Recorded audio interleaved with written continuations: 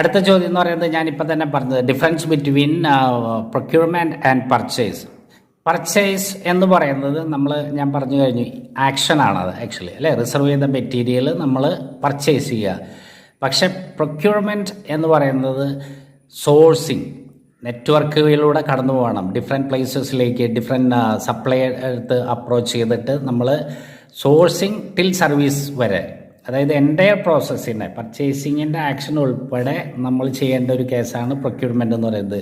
Material reserve ചെയ്യുക, അതിൻ്റെ price നോക്കുക, അതിൻ്റെ കൊട്ടേഷൻസ് ഫിൽട്ടർ ചെയ്യുക, മാനേജ്മെൻറ്റിൻ്റെ അപ്രൂവലോട് കൂടിയിട്ട് മെറ്റീരിയൽ റിസർവ് ചെയ്യുക, LPO അയച്ചു കൊടുക്കുക, ആ LPO പ്രകാരം മെറ്റീരിയൽ വെയർ ഹൗസിലേക്ക് വരിക. ഇങ്ങനെ എൻറ്റയർ സർക്കിൾ അടങ്ങുന്നതാണ് ഈ പ്രൊക്യൂർമെൻറ്റ് എന്ന് പറയുന്നത്. പർച്ചേസിംഗ് എന്ന് പറഞ്ഞിട്ടുണ്ടെങ്കിൽ പ്രൊക്യൂർ ചെയ്ത് വെച്ച മെറ്റീരിയലിനെ ഡയറക്റ്റ് പോയിട്ട് പർച്ചേസ് ചെയ്തുകൊണ്ടിരിക്കുക അല്ലേ. ലൈക്ക് ഫാദർ ആൻഡ് സൺ, അത്രയ്ക്ക് റെസ്പോൺസിബിലിറ്റി ഉള്ളൂ. Right sir?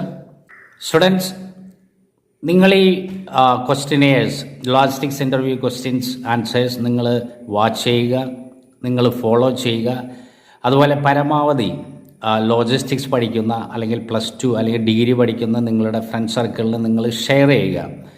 ഇനി വരുന്ന ഒരു എറ അല്ലെങ്കിൽ ഒരു കൊല്ലങ്ങൾ എന്ന് പറയുന്നത് ലോജിസ്റ്റിക്സിന് വേണ്ടി മാത്രമാണ്. അത് ഓൾറെഡി ഞാൻ എൻ്റെ ഇൻട്രഡക്ഷൻ വീഡിയോയിൽ ഞാൻ പറഞ്ഞു കഴിഞ്ഞു. So please do follow and share my videos.